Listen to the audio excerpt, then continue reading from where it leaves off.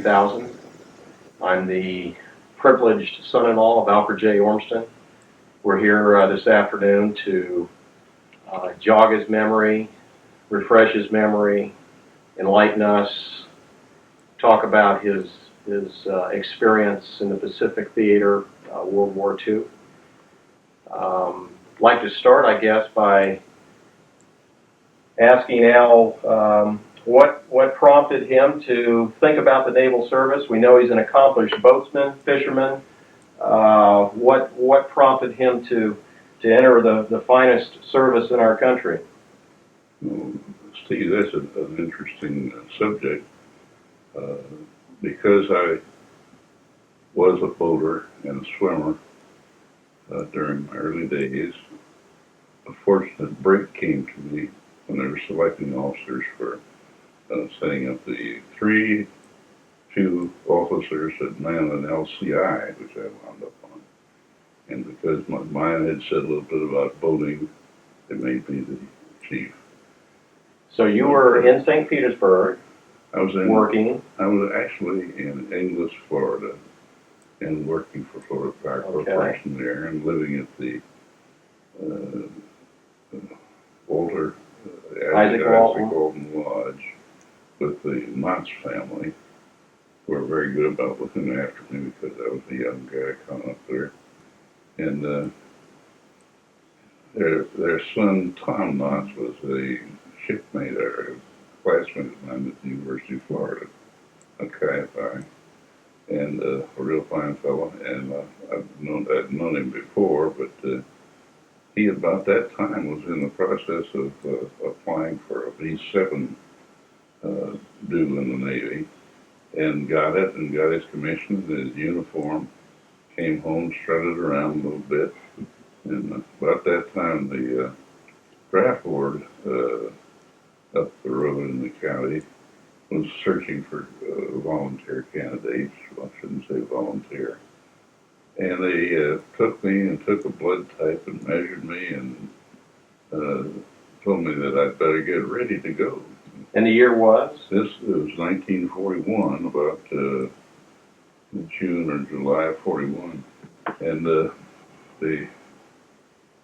now you're apt to find that I said you how to build a clock instead of just giving you the time, but that was a condition anyhow. So where'd you head off to training? You obviously, before you put on a uniform, you had to go to training. There is whereby the difficulty lay.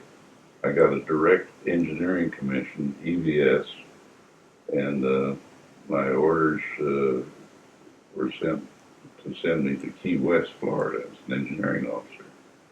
Well, that was fine, and I went and worked down at the Naval Station in Key West for about a year and a half. And this was most of it before the war started. I got there in September, and that's right there, as you see, down at the very tip of the Keys. It was a beautiful place before the war.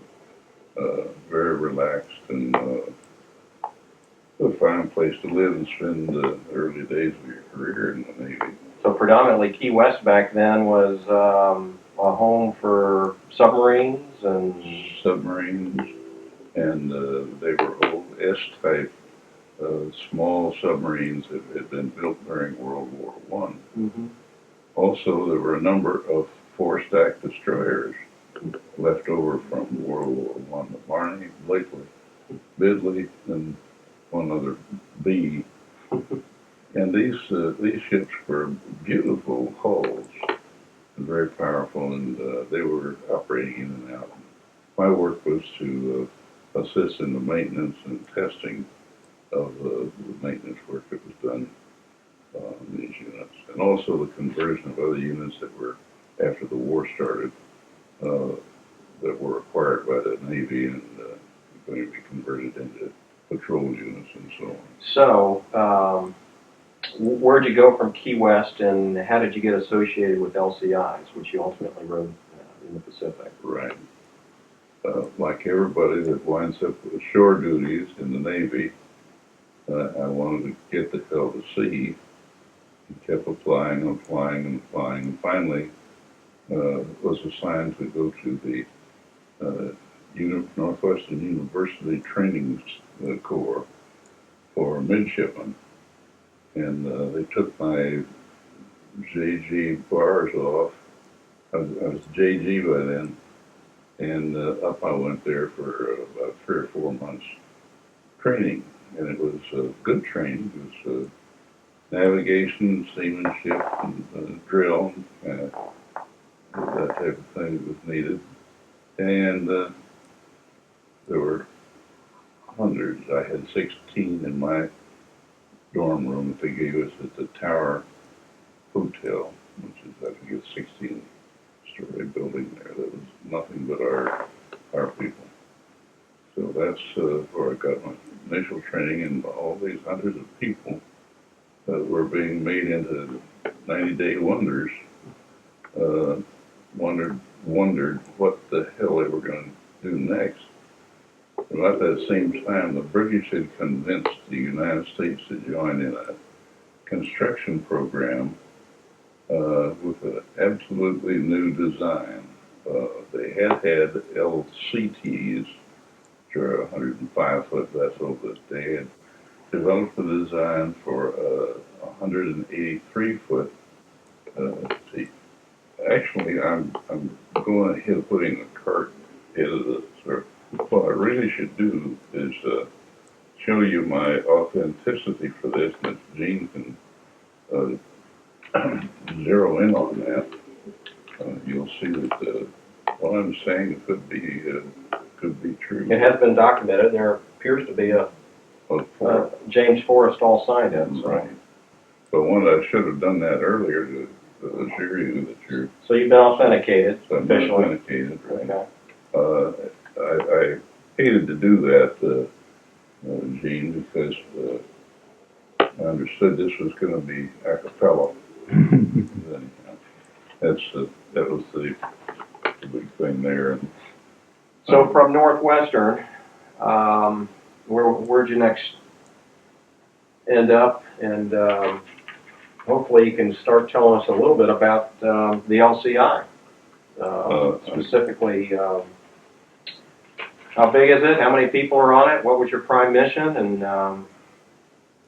then we'll depart from CONUS and head out into the Pacific. Right.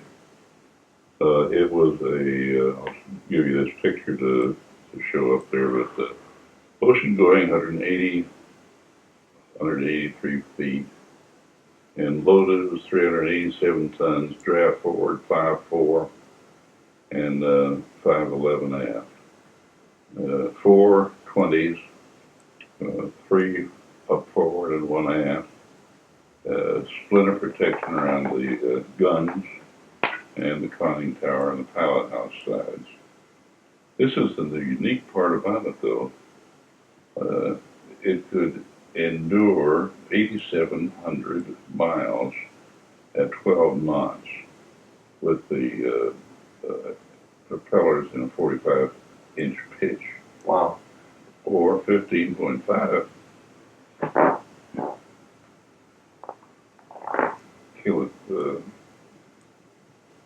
kilometers, I guess this is, at 6:15:45 pitch. But the interesting part about the thing was the engines that it required. It had 4 on each quad, with 2 quads of 671s, General Motors, 2-stroke cycle diesels, and each of these 4 on each side, starboard and port, geared into a big bull gear which drove the propeller shaft. Then you're going to go ahead and build one of these for us here, aren't you? With your engineering background. I'd certainly like to do that. Okay.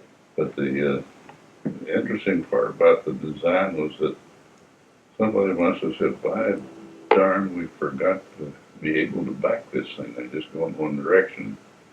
So they said, "Well, we'll just make a reversible shaft, reversing shaft, and reverse the pitch of the propellers." And the nice part about that was it works all right, but it takes 14 seconds to go from a head to a stern. In the meantime, you're screaming to the helmsman or whoever is taking the orders from wherever you are to back full, back full, back full. But anyhow, 14 seconds is a dreadfully long time. Yeah. Now, I read the complement, the crew complement was 6 officers and 182 troops thereabouts, so it holds quite a few folks. The later versions of it were so constructed that they had as many as 5 or 6 officers. We started with 3 officers and about 20 sailors. Mm-hmm. And I think only one of them was a rating. The rest were just out of the various schools of the Navy. So we went down the line. I think some yeoman said, looked at the file, whatever it was, and first one came by was Tom Mulligan. And Tom, as I later found out, is a very competent Harvard lawyer. And they said, okay, engineer, you'll be an engineer. And Sid Usher, who was a social worker, was picked as the exec. And because my chart is on about small boating in Tampa Bay and so on, he says, yeah, you better be CEO. So that's how I got it. And, So Skipper, tell me about the Pacific and what the year, the date, if you can remember and recall, and your first trip out of the United States. It looks like through the Panama Canal, and you can tell us about your island hopping through the Pacific here. mm-hmm. So you started, it looks like, in Galveston. Is that correct? Galveston, Texas, right. And the year was 1943, about November 43. And how many? What was the flotilla composed of? Quite a bunch. Going through the Gulf. Whenever we were in United States water full of our own protection, had big bunches of us. So you had some escorting ships and right. That was set after we'd gone through a Gulf training mission around here at Shapetown, because in the interim they had sent us back up the canal, up the ship canal to Houston, and added another pilot house on top of the existing pilot house, so that everything that you see there that looks at sticking up looks like the conning of a submarine. So 1054 was your LCI? That was my group command. Yeah, okay. Yeah, it's not my original ship. I have a picture of it somewhere. So out of the Gulf of Mexico, and you transited through the Panama Canal. Right, stopped on the ocean side first at Coco Solo, and loaded up, and then went through the canal, and loaded again on the other side, and made ready for sea in a group of, as I remember it, 36 LCIs and about 6 LSTs. So we're at 9 knots. Wow. And the LCIs could go 15. And a couple of minesweepers. And we headed out. Rolled and pitched and headed out. And it was a fearsome long voyage. And you stopped, it looks like, at the Marquesas Islands here? Right. The first stop was Bora Bora. And I had a very difficult time finding it on any chart. I had to go to an old book that I had, because the names are all different. Right. But it was one of the most beautiful islands I have ever seen. And you frequently see it in the moving pictures, or VCRs, or whatever, of the resorts now. But we were there, and how much time did you spend in this island group here? 5 or 6 days. 5 or 6 days. And loaded up, fueled up, and like you headed north a little bit. right. We headed carefully north to get down to. Well, it looks like you're heading down to Samoa. Yeah, to Samoa. And there's Samoa. And we spent a little more time there. And got some repairs done that we had needed, and then loaded up again for the next stop, which was out where the shooting was. I was just going to ask you, at what point did you start getting a little nervous? Yeah, we kept losing escorts all the way down. They're not being assigned. And at one point, finally, I think we went in with 6 ships, and had no escort. And that's straight up past the Isle of Pines, and then the jog out there was to get in there and straight into the Maya Harbor, which was a very deep water harbor, capable of battleships or whatever you wanted there. And it was very active and interesting. And the Isle of Pines, which is just south of there. It's right here. You can see it. And that became our training grounds, and we would not load troops, but we tactically used the ships to learn how to beach and retract and do. I remember one drill that the commander gave us was says, "You bastards may get a hit. There's only one left. Let's see you run it with one." So everybody went over the side except, I guess, I don't know whether I went over or not, but one person, I think it was me, I stayed, and kept it going. Maybe 2, maybe somebody at the engine room. Well, with all this zigzagging and a little training along the way, I don't know if this up here is a little public relations photo for Life magazine, or if you really do know how to use that instrument. And this is you obviously on an LCI taking some shots. I don't know who that is. Yeah, that was the thing of the day too, was to get the best shots and calculate the position, and all those ships in the formations would then place their positions and compare them. That was all theoretical and ugly stuff that I had to study in school. I just didn't think anybody really did it. Right. But you actually had to use it to rely on it. HO 211 and HO 214 is the books. Well, you start zigzagging back to the. Looks like you're getting serious here about the Solomon Islands, where all the action was. We're getting ready to go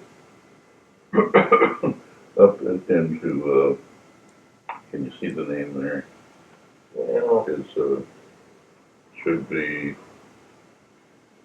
Maliku. Looks like you make a turn at Maliku. Yeah, it was a base. I can't make out. There's a lot of little small print there.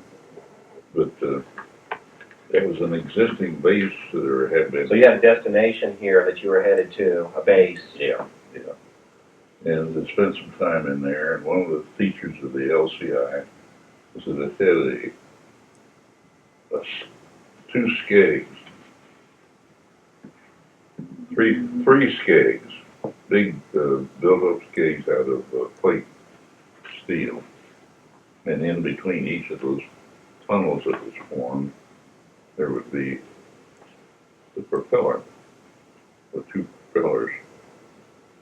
Here you can see the skeg here, right ahead of the rudders. Right here. Yeah, that's it. And they would cavitate, and particularly bad because they would peel off and get into the screw and tear up the screw. Mm-hmm. So we had a screw replacement there at the and then they gave us a route up to right, you're heading right to Guadalcanal. Yeah, and the Solomon Island chain here. Up through the canal, and we went up. So how many islands did you end up hopping into and discharging troops, I presume? We certainly did, and it was over a long period of time. We were told to the first night arriving at Guadalcanal don't shoot back, they think you're a submarine. Because of just the con showing on the thing in the dark, and we got a lot of people firing at us. And we went from Guadalcanal, actually over on the windward side, and across to Tulagi, which is on Florida Island, and it's mentioned that. And so, I can't figure it out. but at any rate, that then became our home in the Solomons for all of the subsequent operations. So how long were you in the Solomon Island chain here, and how was the ferocity of the war and the battles, and you were right there? Yeah, we were on the landings where the thing where the shooting came, but we had constant bombing, nuisance bombings by the Jap, almost every night, and quite often there'd be a washing machine Charlie sent over with grinding along, and then dying, he'd leave a few, and somebody'd come and relieve him. But a lot of that. Any of your ships hit or injured anyone? None of my, unless I just had one ship at that time. Mm-hmm. No, we were not hit there. We got a little stuff splintered on the deck. Mm-hmm. Didn't get any. But one of the landings where we had made and were hiding in the bushes up at Randola, we took the camouflage nets and put over the ship because I think at the higher level they expected we had to withdraw. Mm-hmm. They left us hiding in there, and we were there for 10 or 15, maybe 20 days.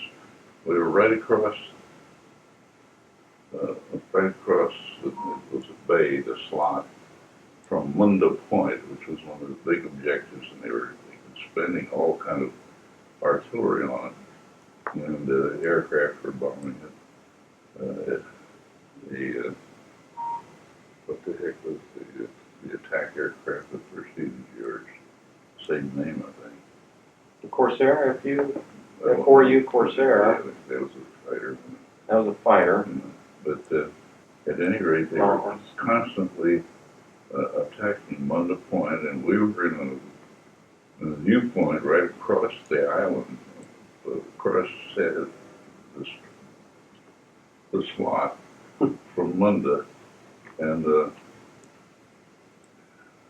we watched all these attacks going up, and one day, one of these, what the heck was the plane? A two-place attack plane. It was a real Humvee. They had been shot down, and there was a guy adrift in there, one of the two guys still adrift in there, and we tried to go in and get him, get close enough.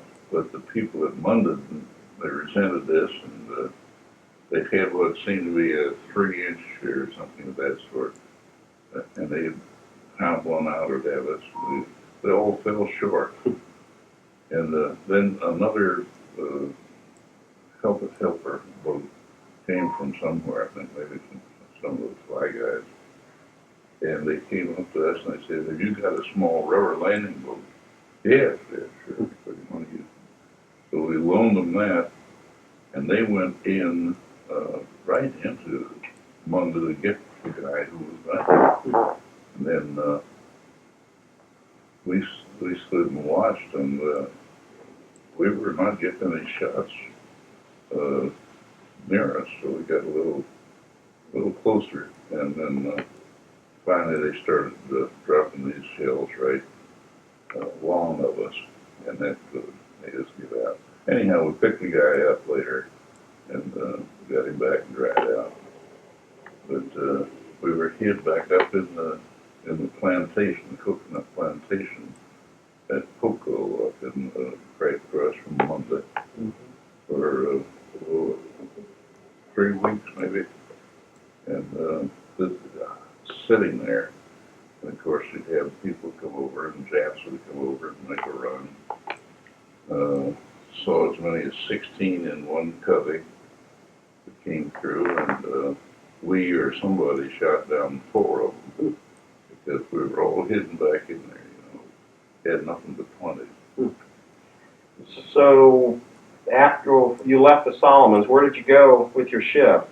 Well, when we finished, the last landing before I left was Russell Islands were a small deal. In the meantime, we used that for training after we acquired it, the Russell Islands.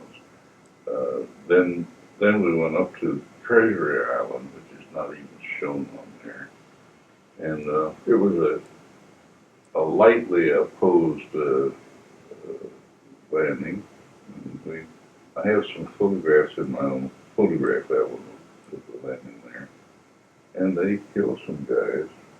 And then the next landing, and each time we would go back to Carter City, which was the name of the little hidey place that we had across the logging there.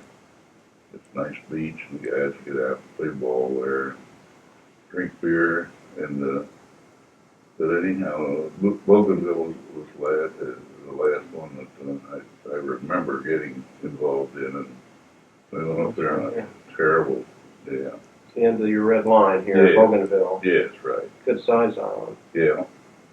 And got them in there, and the LCIs were pounding and pounding in the surf, and the guys were half drowning. It was a bad weather thing. But one thing I was going to mention, these 4 destroyers that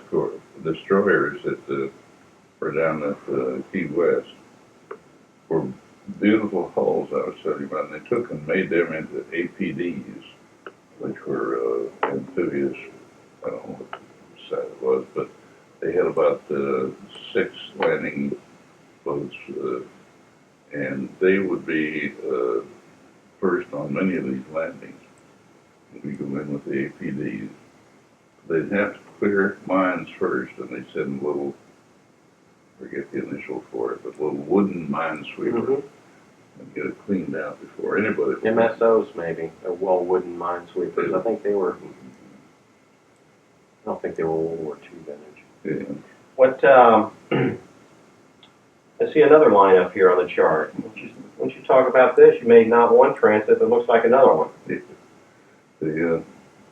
After the Bougainville operation, it was getting close to time for leave for me. I'd been out for a year and a half, I guess, by then.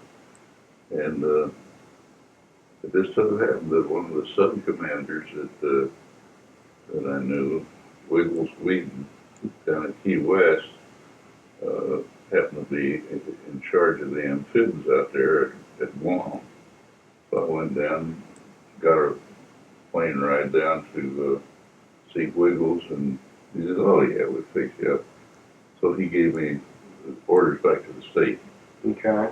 And then I got back there, and they sent me to Solomons, Maryland, which I haven't told you about. But it was a training ground for all of these LCIs and LCTs in Solomons, Maryland. It's just, when we first went there, just a mud hole. Just really uninhabitable, but we had to stay there with our troops and wade through the mud. But going back the second time, it was a beautiful bait. The officers' club and everything. And this was about 1943, maybe? 45. Yeah. Oh, 45. War was War getting on. winded down. Yeah. And I was sick for a while, and then finally I got the orders to take over a group of 12. I got a promotion, a spot promotion, which would have been sometime in 45, I guess, pretty early. No, 44, the end of 44. Yeah, we're going to check your memory here. Here's your promotion, little blurb in the newspaper. Group commander at 12 LCIs. Blah, blah. Blah, blah, blah. So you, the plan was to take your group. Another group of Right. performing, and went through the same drill, went down to Galveston, did all of the training down in the Trinity Bay, which is adjacent to Galveston, Texas. And we got underway and went down. Yeah, looks like a same starting route through the canal. Sure was. Then you took a Took a little night or two there. a little different route over this time. Right. Went up to San Diego. Right. We went into San Diego and Liberty yeah, for Liberty, and they added our radar, which oh, okay. very few of us, if any, had radar the first round. But that was great help when we went into the nasty little island places. And then we took our Just across to the Hawaiian Islands. right. Headed down. Escorted again? No, went without escort. Had no escorts up here. Yeah. And there at What'd you stop in Hawaii for? Provisions or rest? more training. I had a new group, brand new group. So we would take, and there's a group of islands on the just south of Hawaii, south of San Diego, back in here, where we did a lot of training with all new ships and new skippers mostly. Mm-hmm.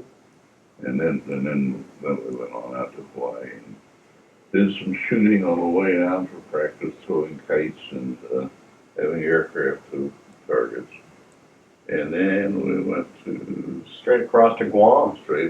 Guam, and sat in at Guam for a while and got acquainted and loaded up, and they said, well, we want you to do some more training, and we did. We went down to the next islands below the Big Island, off the Big Island. Down to Guam, or it looks like you're heading up to through the Marianas. Yeah. And I'm sorry, I'm talking. you're back here. I'm back here still. Okay. The training we did here was Hawaii, the Big Island. Yeah, it was very effective. Uh-huh. And we went out and trained with the group of Master group. And Bruce won the LCI on the Rocky Shore in there, and that was my first opportunity to know what it was like to be across the green cloth. And they said that the skipper didn't turn when I gave the signal, and then he didn't drop his anchor in sufficient time. These vessels required that the stern anchor be dropped at a particular point in the approach to the beach where they can be used to hold the stern. Okay. Very important, because the stern will wash over and bruise the vessel, which it did in this case. Mm-hmm. And so that one didn't help much, but we then went on to pick up again where we were. Well, we were launched across another long transit here over to Guam. Guam. I spent a little time in Guam, again fueling and fitting out the ship and loading spare engine parts for the rest of the crew. And watching, what most interesting was to see how they had broken LCTs down. No, they didn't break them down. I guess they were just as was. They would put them on the deck of LSTs on skids, and then they would heel the LST over till the LCT slid right into the bay, and that's where they were on out, a lot of them, because it was 105 feet too short to make it in the water. What are your ventures north here? Through the Marianas to Mog and Marcus, it looks like? Yeah. What were these trips all about? Right. The ones to Mog were one of a number of short-range activities that we were assigned. And that particular one was the northernmost of the Marianas, and it happens to be Guam spelled backwards for some reason. Mm-hmm. But they had destroyer escort and 2 LCIs at one point. Went through each of the islands to make sure that there were no survivors from B-29s. In fact, there were, and we got some of those. But as we went on up, we found that there were 5 Japs in Mali still, and they were resistant. So shelled some from the DE and us, and then they finally started surrendering. We had a translator with a radio broadcaster, and got most of those guys, but quite a few of them were back in caves and dead as a result of it. What happened on this Marcus Island here? But that, anyhow, the Mog Island, that's just from up here, the thing there was to officially raise the flag and read the proclamation of recapture of the island. It was not heavily reinforced, of course. Now, is this you standing up here saluting the flag? Yeah. I read the proclamation in another photo. And this one is just one of the whole group. Pretty squared away group there. Yeah, nice bunch of Marines, I tell you. And then after that, see, we have little activities. Yeah, the next Marcus. Okay. The war was winding down by this time, and Marcus Island was still infested at the date of August date of surrender. There was an admiral who just didn't want to give up, and they were dug in very heavily. So they had been bombing hell out and doing that on the beach. And at some point they said, well, it's time to go in. So we were part of a task force that went in to assist in the capture of Marcus. They had, I think they had a company of troops on it. It was the longest we ever had them on board. We had them on for 4 or 5 days, which is long. We have to feed them all. And they finally got the admiral dug out and he surrendered. And so that was the capture of Marcus. And yeah. So where were you when the war ended, and what was the disposition of your group and your affiliation with the Navy? Yeah. This concluded my performance, and the group was decommissioned along in November of 45. This is the war was signed off in 45. Yeah. So in November, the group was broken up, and different officers were sent home, and sailors, and I came home. You came home? I came home by this time by the Yorktown, which was in Guam. So the Yorktown was in Guam, and you just steamed back on the Yorktown back to the States. Right, a big program of recovering people that are out there and due to be released, and so that was a big thrill. It's a life of luxury, right? The Yorktown back. Yeah, it really was. And we came back by the Great Circle and landed somewhere around San Francisco. What's the big Navy place south of there? Anyhow, it's for Alameda? No, it's a port south there. Did you stay in the Naval Reserve for a while, or you came back to work for Florida Power? Did you stay affiliated with the reserves? I came back into the Florida Power's fold, stayed in the Naval Reserve, and was asked to set up the first training command here in St. Pete, which was being fostered by Captain, who I can't call his name now, he was a great guy. But anyhow, they acquired property down in Dearboro Harbor and got the funds to build a couple of little meeting houses, main buildings. Up till that time, we had been meeting in the now the university's one of the university buildings. But anyhow, we then started meeting at home, and I was getting busy moving around the state to do the Alf Ormston Corporation and with humans all over different locations and having to be there, so I just couldn't continue to make the grade and stay in. So about 52 or 3, I Resigned from commission? I had my choice of either retiring or resigning, and I chose to retire because it sounded better. And that was about the end of it. I enjoyed the naval service greatly. It was a tremendous thing to have, and I think everybody that spends a career in it has a great blessing. What else? You have your, what looks like a service record here. Oh, these are secret. Top secret? Yeah. I wanted to, We don't have a clearance to know what's in there. I wanted to remind you all that loose lips sink ships.